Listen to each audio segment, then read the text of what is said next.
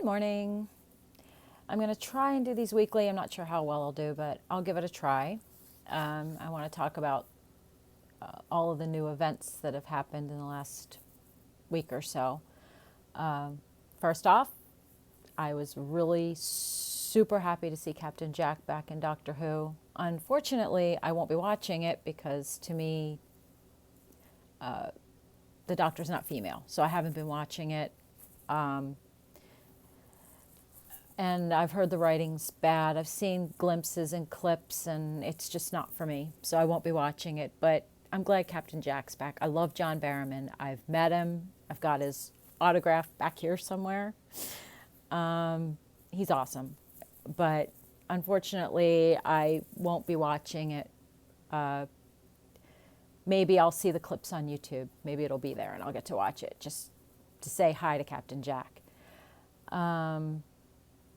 Picard, it's another show I'm actually looking forward to, even though the new Star Trek has not been for me. There's been a lot of stuff about the Kelvin timeline I don't like and don't agree with. Even though the first movie was good, I enjoyed it as a side note, but even to me, that wasn't Star Trek, even though the acting was great.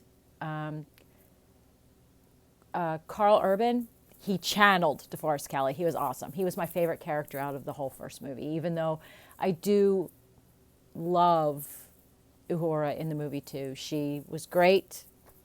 She's a great actress. And like I said, all the actors were wonderful. They were great, but it's just not Star Trek. I enjoyed it as a movie, but to me it wasn't Star Trek. As for Discovery, watched a few episodes but couldn't get through it. Again, not my Star Trek. It's too dark. You don't learn anything. And they've made almost a mockery out of the military. Because I am former military. You follow the chain of command. If you break the rules, you pay the price. Even if you're right, if you break the rules, you pay the price. Michael Berman gets away with too much. And again, with stuff I'll talk about later in the video, they've just written her. She's not written right. She's written wrong. And the whole subplot, and I just think it goes against everything Gene Roddenberry created. And he's very, very into military structure. And they kind of, they're making it a rebellion against military structure and a rebellion against everything Gene Roddenberry created as far as a perfect utopian, loving, respectful society. They've kind of gone against all that. And don't get me started on the Klingons. The Klingons they look like turds. Sorry, they don't look like Klingons. They look like turds. Picard, I'm looking forward to. I really am. I'm hoping that, I know it's not a direct sequel to The Next Generation, and I've seen mixed reviews on it, but I still want to give it a shot because I love Patrick Stewart. He's a great actor, and he's entertained me my entire life. I love him. I will watch him do it. I'm prepared to be disappointed, but I'm hoping I don't have the dislike for it that I have for Discovery. With Patrick Stewart, I'm hoping that's the case. And the fact they're smattering in other Next Gen. Again, I know it's fan service, but it might be enough to help a little bit as long as they don't go too far with it like Discovery does. And I'm actually excited. I saw the episode of The View where Patrick Stewart was on there and asked Whoopi Goldberg to come back as Guinan. Again, I know it's fan service, but I loved Guinan too as a character. She was great. So if they bring her back to season 2, even if I don't like the show, I would probably buy the episode just to see it or rent the episode just to see it because I do. I love Guinan. Guinan was awesome. The Star Wars movies, we saw the first 2 sequel trilogy. The first one was okay. Nothing that I didn't hate. It was okay. Disappointed Luke got 10 seconds at the end. I wish they would have had the first movie center on the original 3 and carry it through to, they find these younger people that they're going to hand the baton off to. And then, Luke trains Rey. Again, I don't have a problem with Rey as a character. They were just very lazy in writing her, and they showed total disrespect for what came before. And I don't like it, and it's disrespectful. It's disrespectful to the fans, George Lucas, everything. The first movie should have been the original 3, centered on them. Second one, you're kind of 50-50 with Luke training Rey. And by the third one, you can start phasing the last ones out, the older ones out. You don't necessarily have to kill them off, but if they want to die, you kill them off. And then you're safely handing the baton off to the new people to play the parts. And you've created this world that people will love and respect. They didn't do that. They tried to say, you're going to like this because it's Star Wars. That's not how it works. I mean, love or hate, especially the sequel or the prequel trilogy, George Lucas built on a world he had already constructed. He'd added things to it. And it was something we already knew, even though we may not have loved this prequel trilogy. There were things in it we liked, we recognized. And because we knew Darth Vader, it was nice to see Darth Vader before he became Darth Vader. It was nice to see Anakin Skywalker and see that history. Did it get rushed? Yes. Totally agree. It was rushed. They should have gone slower. But I know why they couldn't. Again, that's why Revenge of the Sith, it's an okay movie. The fight scenes are awesome, but it went too fast. And some of the things they had Anakin do didn't make sense because of how he acted earlier in the movies. But again, they are still better than what they did with the sequel trilogy. Again, because George Lucas created it. And he was trying to keep it per his story. What we got, that's not a sequel trilogy. It's not even really Star Wars. So to me, these last 3 movies don't exist. They destroyed my characters that I love. So they're not canon. I'll concentrate on what came before. Mandalorian, love it. I love it. That is Star Wars. Like I said in my last video, you don't have to have Jedi to have Star Wars. There were different aspects of Star Wars that could have been even made a movie. You could have made a movie about. Boba Fett would have been awesome. But they didn't do that. Mando's supposed to be that. And The Mandalorian is good. Yes, Baby Yoda plays a big part in it, but also the writing is good, the directing is good, the action is good, and it's a different take, and it's awesome, and I love it. So, yay Jon Favreau, yay Dave Filoni, yay everyone involved in it, George Lucas included. Everybody involved in that, I love you, thank you. You've kept me from losing faith in Star Wars. Kenobi, I'm bummed that it is delayed. Of the prequel trilogy, I have 3 characters. Well, I liked them all. I really did like everybody in the prequel trilogy. The prequel trilogy. Mace Windu was great. I liked him. Of course, Yoda. Qui-Gon, awesome. Of course, I love Liam Neeson. I'll watch him in anything. And they picked the exact right actor to play a young Ben Kenobi or Obi-Wan Kenobi. Ewan McGregor? Yes, he was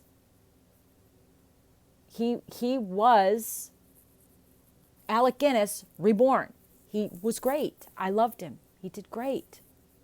And I always felt Kenobi deserved his own movie, his own show, his own something. I was psyched when they said they were making one. It's delayed. I'm disappointed. But I'm hoping it's for the reasons I'm reading about and not because of scripts. I'm hoping it's because there's a shakeup in Lucasfilm because of what happened with The Rise of Skywalker, The Rise of Palpatine, that they decided they're going to put a hold on it.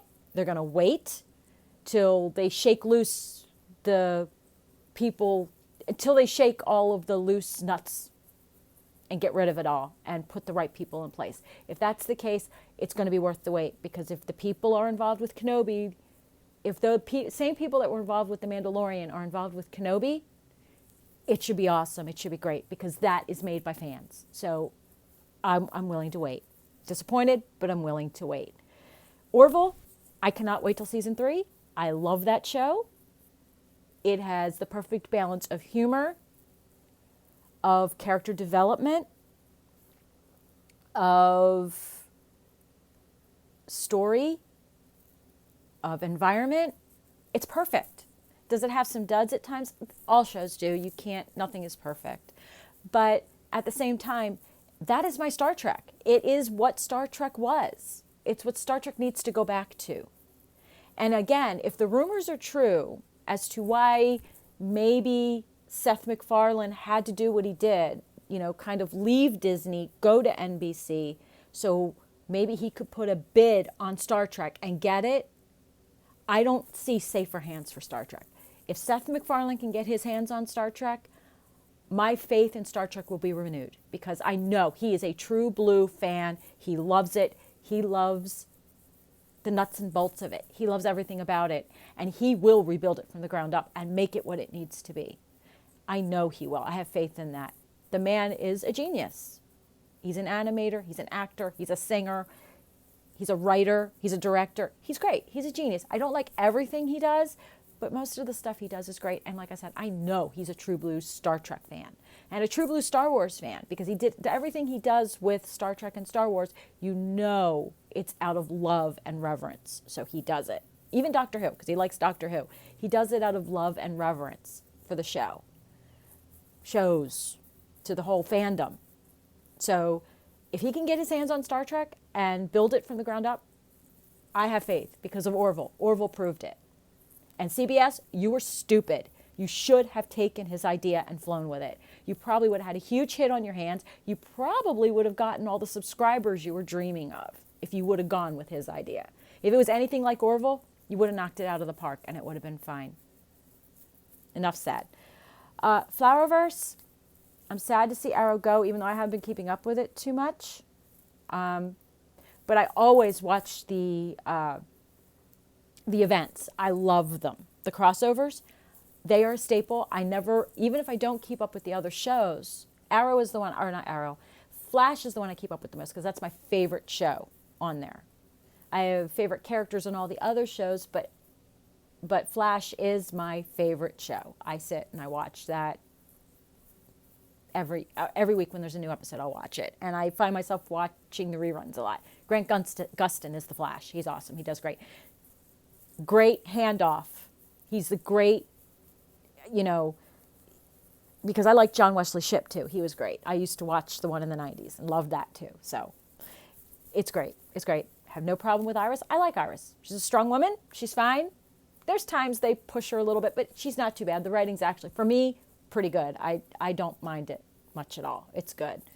But the crossovers, yes, they're fan service. I get it. But usually they're well written, especially with what the budget they have. They're well written. They're well done. Everybody gets their moment to shine. And I liked it. This last one, awesome. I liked it. Full of fan service. Talking to a person that has watched all of the incarnations they were tossing out there and loving all. I wasn't a big Birds of Prey fan, but the other stuff, yeah. I used to watch the Batman series from the 60s when I was a kid. I loved the Batman movie. I was one of the few people that did not complain when Michael Keaton got cast as Batman because I knew he was a good actor. Yes, he was funny. I was a little nervous because he mostly had done comedies at the time, but I didn't hate the fact that they'd cast him. And when he played the part, he knocked it out of the park and he was great and I loved it. The fact they had Robert Wall there, that was great. Awesome. I loved it. It was just great. And then Brandon Routh. Again, I didn't love Superman Returns, but I didn't hate it. The acting was good. The script wasn't great. Brandon Routh, wonderful. To me, he was Christopher Reeve incarnated. He plays it exactly the way Christopher Reeve used to play it. And I loved it. It was just the script. The script was horrible. It needed to be redone. And there were certain things that didn't make sense. Even Kevin Spacey as Lex Luthor was good because he's a good actor. Barring all of the legal stuff he's going through right now, Kevin Spacey is actually a really good actor. So he was good as Lex Luthor. Just like I love John Cryer. He's great as Lex Luthor. He kind of reminds me of Gene Hackman. And that's cool. It's great. But again, the crossover was awesome. I loved Smallville. And Tom Welling is gorgeous. I know he's younger than me, but my God, the man doesn't age. He looks awesome. So it was all great. I thought Ollie went out great. He went out the way he needed to go. Him being Spectre made sense. You make him that character, he dies a hero. He saves the universe. It was awesome. It was a great way for him to go out. I'm not interested in Green Arrow and the Canaries. Not interested at all. Again, nothing against the actresses. I'm not a big Mia fan. I can't get into her. She's obnoxious. And it's not the actress. I think it's just how she's written. Don't like it. I'm going to get on to the main reason why a lot of this new stuff, Doctor Who, Discovery, Star Wars movies, why this stuff bothers me. My main thing, I consider myself a feminist. I really do. But I'm the type of person that if you truly want to write for me, I don't want you taking characters that are already established and changing their gender. Because a lot of times when you do that, that fundamentally changes the story. Depends on the character, but usually a main character, if you change the gender, it fundamentally changes the story. And then it's not the same, and it's not the myth that everyone's used to. And it's the lazy way out. My attitude is, if you want to create a character for me, if you want to create an LGBTQ character, create it. Don't usurp it. Don't take from another, a genre that's already well established and gender swap. I don't even have a huge problem with the whole making the character gay or transgender. I don't even have a problem with that. That's not a huge problem. It's when you gender swap more than anything else, because you fundamentally change the character. And usually it's not for the better, because usually when you do that, you're making the character too perfect.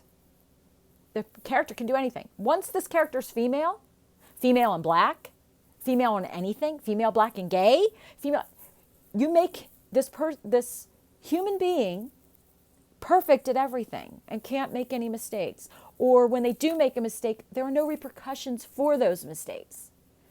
So I have a very big problem with that. And that fundamentally, if you are black, female, gay, you're a good person. No, you're not. There are evil people in the world that are women in black, that are women in Asian, that are women in Asian and gay, black and gay. Everybody has the potential to be evil. Doesn't matter what your sexuality is. Doesn't matter what your racial identity is. It doesn't matter. Everybody has the potential. And nobody is perfect at everything. Everybody has a weakness. Everybody. And I don't like the fact that they write these characters, the term Mary Sue fits. You write these characters as if they are perfection personified. They can make no mistakes. They can do nothing wrong. No, that's not it. Write them real. And please stop being lazy. Create me a character. From the ground up. Believe it or not, when you create a character, because I've done some creative writing, believe me, you get more out of it when you put yourself into it and create something truly original. There's more freedom in it. Twice as much freedom. And you get to do with it what you want, in a way.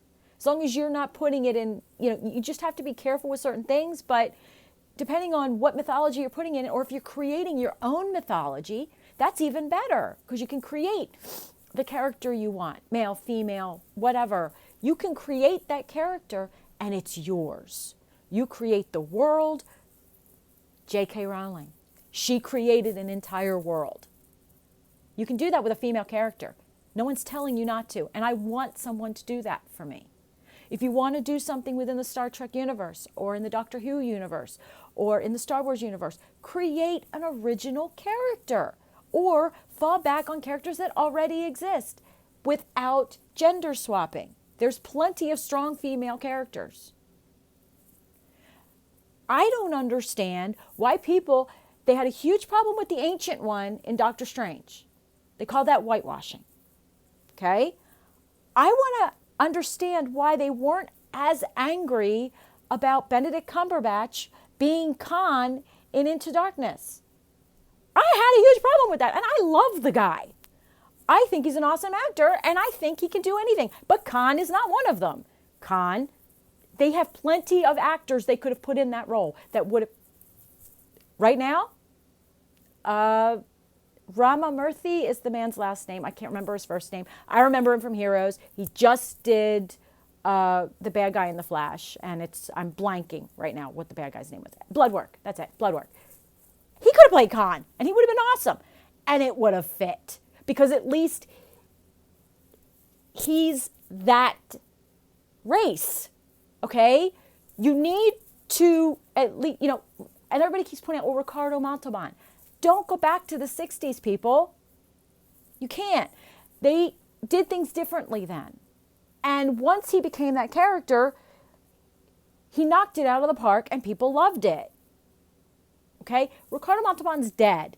And even if he hadn't been dead during the filming of this movie, which he might not have been, he was too old. They were going younger. Hire the right race. At least the right area of the world. Okay? Everybody's like, well, it's the future. No, Khan. Okay? Khan. It was specific. His character is specific in the canon. They needed to stick to the canon. But they didn't. They hired Benedict Cumberbatch. Why? Because he's a big name, big star, and they wanted to bring somebody in that would fill seats. I get it.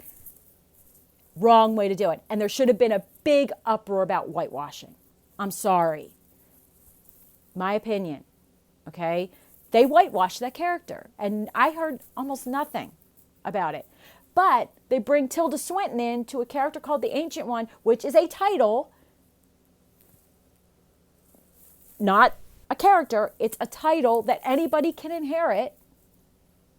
And people lost their minds. Come on. No, that's wrong. In my opinion, it's wrong. Okay? I know others feel that way, and you're welcome to your opinion. And it's fine. But you've got to learn, if you're going to be angry about you got to be angry about all of it. You can't be angry about certain things and not all of it. Okay? Nowadays, this stuff's just way too political. I don't have a problem with them making 007 female and black. She can't be James Bond, but 007 is a number. It's the spy's number. And unless they retire that number, when James Bond retires, 007 can be assigned to another spy. So I don't have a problem with that. But again, they got to find the right one. Don't just throw anybody in there just to score points. No, the right person needs to be there. The Doctor? No. The Doctor was supposed to be male. It's not a title. The Doctor was a male. To me, the Doctor needs limits. And again, my other problem with it is they're picking stuff from David Tennant and Matt Smith, trying to make her act like these characters. Again, when you make the Doctor female, you fundamentally change the character. It's a totally different mixed bag than when you're just making it male to male to male. Men and women are totally different. So you're going to fundamentally change that character. That's another reason why it's missing with a lot of people, because it's missing in ways that people like River Song and Romana wouldn't miss, because they were written to be female. They weren't written to be male. The Doctor was written to be male. And it's hard to change that. So you're better off just creating a character from the ground up as a certain gender. And you can throw everything else into it later. And again, the other problem I have, Batwoman, they're tossing at me her sexuality every 5 seconds. I know it's who she is. I get it. But it's not all she is. You cannot make the sexuality of a character the center of what that person is, because sexuality is only a part of that person. You need to build on a good character. Add the sexuality later. You can have it in the back of your mind that, yeah, this character's probably going to be attracted to women, or transgendered. But that should not be the center of the character if the character has already changed sex. Like they did, I love what they did with Dreamer in Supergirl. Yes, the character is transgendered. And it's fine, and it was mentioned. But it's not the center of her, okay? She was born a boy. And it affects the stories in some ways. But it's not the center of who Dreamer is. Dreamer is this great character who has made it through life despite what obstacles were put in her way. Her sexuality, the fact she's transgendered, I don't want to say mean nothing because that demeans it. It's not the center. Her character being transgender is not all she is. They've built on that, okay? They don't do that with Batgirl or Batwoman at all. Her sexuality is who she is. Doesn't make her a better hero. Doesn't make her a better person. She lets her sister who's murdered hundreds of people, continues to let her get away. I stopped watching it after the third episode because it was ridiculous. They need to stop being so political. I want escapism back in my shows. I want to escape. I want to watch TV to escape Orange Man bad. I don't like Trump. Okay? I disagree. I've not liked the man forever. Okay? Ever. The man's been a liar forever. I was sickened when he got elected because the man is who he is. He's not going to change. And this power only made him worse. Okay? I knew who he was. He had some funny moments in his life, but I knew who he was. The base man. They tell you, power corrupts. Absolute power corrupts absolutely. He's got absolute power. He's going to get worse. It is who it is. Doesn't change. Vote him out. He's not going to get impeached. Like, they're not going to remove him. Vote him out next time. All I got to say on that. I want to escape from this. I don't want to be reminded of it every day. I don't want to be reminded of Brexit every day. I know what's happening in the world. When I watch TV, I want to escape that. Okay?